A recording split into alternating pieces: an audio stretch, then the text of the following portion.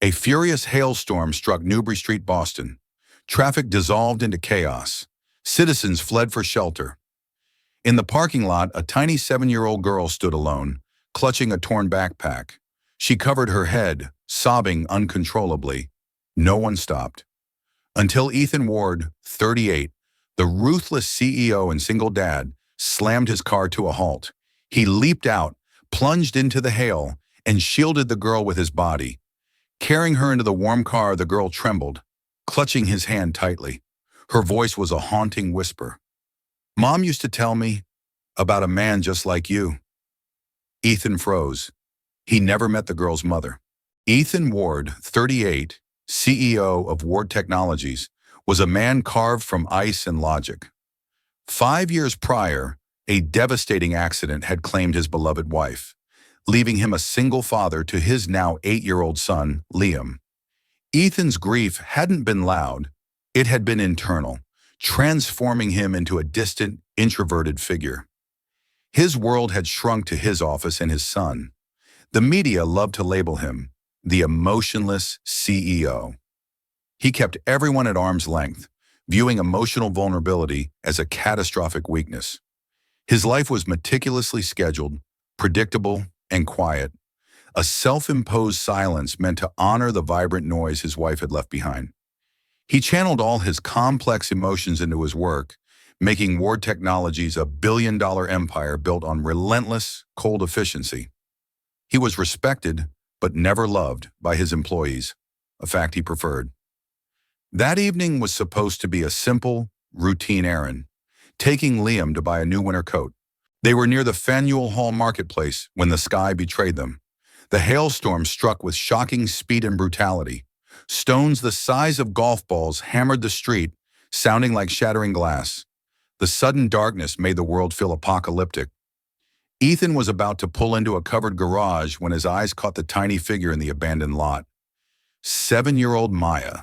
She was a frail silhouette against the swirling white chaos. She wasn't running. She was paralyzed, exposed, simply waiting for the storm to overwhelm her. Her small backpack, now soaking wet, was clearly too large for her thin frame. The sheer, terrifying helplessness of the scene broke through Ethan's carefully constructed emotional wall. He saw a vulnerability so profound, it mirrored the absolute despair he had felt 5 years ago. He didn't think. He acted. He wrenched his car door open and sprinted. Liam screamed, "Dad, no!" But Ethan was already running, his expensive suit immediately drenched, the hailstones instantly bruising his exposed skin. He reached the girl, swooped her into his arms, and turned, using his broad back and head to absorb the worst of the impact. The hailstones were missiles, large icy fists hitting his skull and shoulders several times. He grunted with pain but didn't falter. He felt a primal, forgotten need to protect, stronger than any corporate instinct. He yelled over the wind's roar, "Hold my neck! Hold on tight!" The girl, Maya, was shaking violently. Her tiny hands were icy cold. He carried her back to the car, placed her gently on the heated passenger seat, and draped Liam's emergency blanket over her. Liam, pale with worry, leaned in. "Is she okay, Dad? Why was she alone?" Maya opened her eyes, large and sorrowful. She seemed to see not a powerful CEO, but only the warm, protective man beside her. "Mom told me," she whispered, her voice barely audible, "a brave man would find me someday, a man with strong arms and kind eyes." Ethan felt a sudden, sharp coldness that wasn't the weather. "Your mom? She talked about me?" Maya nodded faintly, her eyes never leaving his. Ethan's mind raced. He had no recollection of her or her mother. He tried the logical, practiced questions. "What is your name? Where do you live? Do you have a contact number for your mother?" Maya's replies were vague, dreamlike, and then utterly heartbreaking. "Mom's not coming back. She's gone to the sky. She told me to wait for the kind man in the biggest storm." Ethan and Liam exchanged a look of profound shared understanding. The small girl was an orphan. Ethan Ward, the man who prided himself on control, felt his life veer completely off course. He had set out to buy a coat, and instead he had rescued a secret and a destiny. Witness account. A tow truck driver at the lot later recounted the scene. He covered that kid with his own body. The hailstones were the size of fists, hitting his head several times, but he didn't even flinch. That wasn't a CEO, that was a shield. It was the most human thing I'd seen all year. Ethan sat in the silence, watching Maya drift into an exhausted sleep, the warmth of the car slowly fighting the cold in her bones. The truth of her words that her mother knew him felt like an anchor dropping into the buried depths of his past. When the single dad went to save a strange child, he unknowingly stumbled onto a secret that forced him to confront his own painful past. Ethan drove Maya straight to Boston Children's Hospital for a full checkup. The results were concerning. The doctor confirmed no major injuries, but Maya was severely malnourished, clearly showing signs of having been transient for several days. More disturbing were the faint old bruises on her wrists. The doctor noted them with professional concern. Ethan's jaw tightened. He clenched his fists. The emotionless CEO, now experiencing a raw surge of protective fury that felt completely new. The social worker, Ms. Reynolds, was unable to reach the hospital due to the severe weather. Ethan couldn't simply leave Maya in the cold, sterile hallway of the hospital, vulnerable and afraid. "I can take her home for the night," he proposed, his voice low and firm, the tone an order, not a suggestion. "She needs a stable environment and rest. I will watch her until you can process her case in the morning. I have the resources to ensure her safety." Ms. Reynolds, seeing the immediate, desperate need for security in the girl's eyes and recognizing the conviction in Ethan's demeanor, reluctantly agreed. At the ward penthouse, the usual quiet formality was replaced by nervous, soft concern. Liam immediately took charge. He fetched his favorite superhero blanket, microwave soup, and, in an act of staggering generosity for an 8-year-old, insisted Maya use his bedroom. "She's smaller than me, Dad," Liam reasoned simply. "She needs the safe place more. We have to take care of her." Ethan found himself watching his son and the girl, his heart aching with an unfamiliar tenderness. This quiet, unexpected chaos felt more like a family than his structured life had felt in years. Around 2:20 a.m., the quiet of the penthouse was shredded by a terrifying scream. "Don't let him take me! Mommy, help!" Ethan bolted into the room. Maya was thrashing wildly in Liam's bed, tangled in the blankets, her small face slick with sweat and tears. He gently gathered her into his arms, pulling her head to his shoulder. He whispered words of comfort he hadn't used since his wife passed. "It's okay, Maya. It's okay. You're safe here. I won't let anyone hurt you. That bad man is not here." Maya clung to him, sobbing out the fragments of her nightmare. "Mom said a good man would save me, like the one she met years ago, when the sky was angry. She drew a picture of him for me." Ethan held her until the tremors subsided. He spent the rest of the night on the floor beside the bed, thinking. The pieces didn't fit, yet the emotion was compelling. Why had this stranger, her mother, spoken of him? He sensed a forgotten promise hovering just out of reach. The next morning, Ms. Reynolds arrived.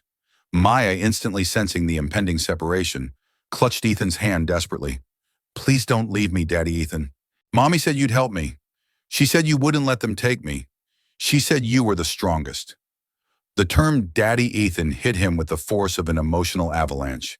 He looked at the stark fear in her eyes and the trust in her desperate grip. He could not, logically, release her back into the system's uncertain arms. He made the decision that changed everything. He cleared his throat. "Ms. Reynolds, I can't let her go just yet. I am requesting temporary custodial placement. I can take care of her for a few days, pending a full background check and search for next of kin. I believe she has been left in my care deliberately." Ms. Reynolds blinked, completely stunned. A high-profile CEO volunteering to take custody of a trauma child? Over the next few days, Maya's quiet presence began to chip away at the penthouse's polished silence. Ethan started to uncover clues. Maya mentioned her mother used to write stories. Mom used to write stories for the good boys and girls. She sold one book. Maya's small, ragged notebook was filled with intricate crayon drawings. One sketch stood out. A tall man in a long coat, shielding a woman and a bump of a stomach from large, jagged shapes falling from the sky. Maya pointed to the man in the drawing with absolute certainty. Mom said he saved her life once, when she was almost hurt by the angry sky. She said he was her hero. A terrifying possibility began to form in Ethan's mind. On the third day, searching for a quality set of colored pencils for Maya, Ethan opened the back drawer of his late wife's unused desk. It was a drawer he hadn't touched in 5 years, the final shrine to his lost life. A single folded piece of paper slipped out, a letter written in his wife's familiar, elegant script. It was dated just days before her accident. The contents shattered his emotional facade. If you ever meet a little girl named Maya Rivers, please help her. Maya's mother once saved my life. I owe her everything. Tell Maya I love her. Ethan staggered backward, the letter fluttering to the expensive hardwood floor. His wife and Maya's mother, they knew each other. They had shared a secret debt of life, and he, the emotionless CEO, knew absolutely nothing about this shared life-changing debt. Social worker's observation: when that little girl wrapped her arms around his neck and called him my safe dad, I knew she had found the only place in the world where she felt truly, finally secure. He didn't just rescue her from the storm, he rescued her from a long darkness. He was the answer to her prayer. The truth was now a rapidly accelerating freight train. Ethan knew this meeting was not random. It was the final, devastating echo of his wife's last wishes and his own buried history. Driven by the discovery of his wife's letter, Ethan launched a full, meticulous investigation, utilizing the vast resources of Ward Technologies. He quickly found the file from Maya's mother, Clara Rivers, a former pediatric nurse who had become a children's book author, her most famous title being Son Behind the Storm. Ethan tracked down Clara's last known address, a small forgotten apartment building outside the city limits. The apartment was deserted, left exactly as it was when she died from heart failure 2 months prior. The neighbors confirmed the crushing tragedy of Clara leaving her daughter alone. They mentioned she was quiet, always working, and deeply devoted to Maya. The next detail he uncovered made him physically real. Clara Rivers, the quiet author, was listed as an off-duty volunteer nurse at the scene of the massive highway pileup 5 years ago, the very accident that had claimed Ethan's wife. Clara was the angel who had rushed toward the smoking wreckage, defying orders from officials and holding his wife's hand until the very end. She was the one who performed CPR until the paramedics forced her away. She risked arrest to stay with her until the last moment. Ethan found Clara's journal tucked inside a worn copy of her book. A page stained with what looked like tears detailed the final moments. She gripped my hand. Her voice was so clear, so calm even then. She said, "I'm leaving behind a hole, but I know it will be filled with love. If you meet Maya one day, tell her to find Ethan. He is a good man, Clara. I know he is. Tell her he will always protect the ones he loves. He will save her." Ethan collapsed onto the dusty floor, clutching the journal. His tears, the first true tears he had shed since the day of the funeral, streamed down his face. He understood the profound depth of the debt. His wife's last moments were eased by Clara's kindness. Now, he was paying that debt forward by protecting Clara's legacy, her daughter. His wife had not died alone. She had been saved from solitude by Clara, and Clara, in turn, had kept her dying promise. The life debt had come full circle. As the storm of revelation subsided, Ethan continued reading Clara's journal. On an earlier page, dated 7 years ago, he found a passage that took his breath away, making his entire body feel numb. "I almost lost my baby today. I was 7 months pregnant and trapped in a sudden hailstorm. I thought I was going to die. But a strange man, a perfect stranger, stopped his car, got out, and shielded me with his entire body. He got a terrible gash on his forehead from the ice, but he smiled. He drove me to the emergency room, paid for the checkup, and then vanished before I could even ask his name. I only saw his eyes. They were so focused and kind. I told my baby, that's the kind of man you must trust. There are good men in the world. I hope you meet him someday." Ethan stared at the words, the memory long forgotten, rushing back with overwhelming clarity. 7 years ago, a sudden, violent hailstorm. He had been rushing from a business meeting. He'd seen a woman in distress, a pregnant woman. He had acted instinctively, the single-minded focus of his past military training kicking in. He remembered the sting on his forehead, a tiny scar he still sometimes felt when the weather changed. He had helped a stranger, and that stranger had been Clara Rivers. The man in Clara's memory was him. Clara Rivers never knew his name, but she carried his selfless act in her heart, using it as a bedtime story for her daughter. There is a good man. If you meet him, trust him. This was not a coincidence. This was destiny, woven over 7 years, orchestrated by the desperate promise of 2 dying mothers and 1 anonymous act of kindness. Ethan was still processing the profound weight of this destiny when the door of Clara's apartment was violently kicked open. A huge, menacing man, Reed Collins, the biological father listed on Maya's file, staggered in, his eyes bloodshot and full of aggression. He looked like the monster from Maya's nightmares. "Where is Maya? That's my kid. I saw the report. She's with a rich CEO. I want my insurance money." Ethan immediately stood up, placing himself squarely in the doorway. He knew from the social worker's file that Reed was a known abuser and had recently served time for related offenses. Reed was now seeking Maya to claim the life insurance policy Clara had secretly taken out for the child's education. He was a predator sensing a financial opportunity.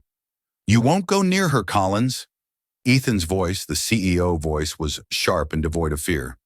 "Maya is under my legal temporary protection. You have no rights here.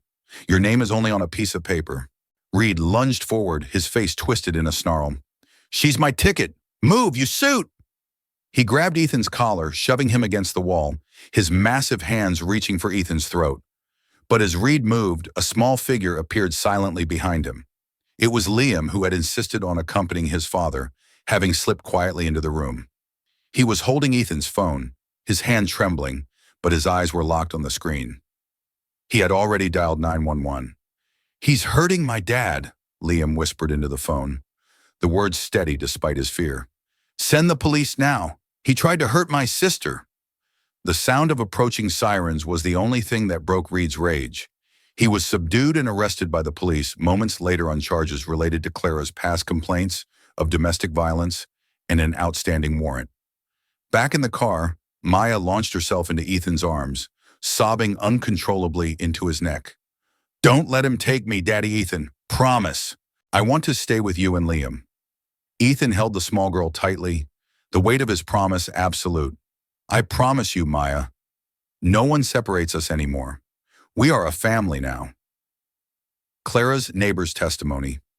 Clara always spoke about a good man she met once. She believed so fiercely that he was the only one who could protect Maya if she ever failed to do so. She put her faith in a memory, and that memory came true. It's a miracle only a mother could arrange. The incident with Reed Collins solidified everything for Ethan. He had started as a rescuer, then became a guardian, and now he knew he was meant to be her father. When the social worker, Ms. Reynolds, returned the next day, she presented the inevitable plan. Maya, despite the bond, had to be moved to a state-run long-term care facility, pending a permanent foster placement. Maya's reaction was devastating. She clutched Ethan's leg, her small body shaking with terror. "Daddy Ethan, please don't let them take me. You promised. I will be a good girl." Liam stepped forward, his small hand instinctively finding Maya's. "She's my sister now," Liam declared, his voice firm. "You can't take my sister. We need her here." Ethan looked down at the 2 children, holding hands, an unbreakable unit formed in the chaos of the storm. He saw the family he thought he had lost, resurrected in the eyes of a brave boy and a terrified girl. He spoke to Ms. Reynolds, his voice calm, decisive, and filled with a warmth the emotionless CEO had not displayed in 5 years. "Ms. Reynolds, I am not relinquishing custody. I want to adopt Maya. I am initiating the formal adoption process immediately. I am her family, and this is where she belongs." The room fell silent. Adoption was a long, grueling process, especially for a single father with the demanding schedule of a CEO. The requirements were stringent: financial stability, emotional availability, a suitable home environment, and a commitment to stability. The legal system initially viewed his case with heavy skepticism. A billionaire CEO, a widowed man with a massive corporation to run, suddenly seeking to adopt a child with a complex trauma history. They saw risk. Ethan saw responsibility. But Ethan Ward was relentless. He used the same focused, analytical drive he applied to securing billion-dollar contracts. He restructured his time, delegating control of the day-to-day operations to his COO. He proved his home was stable.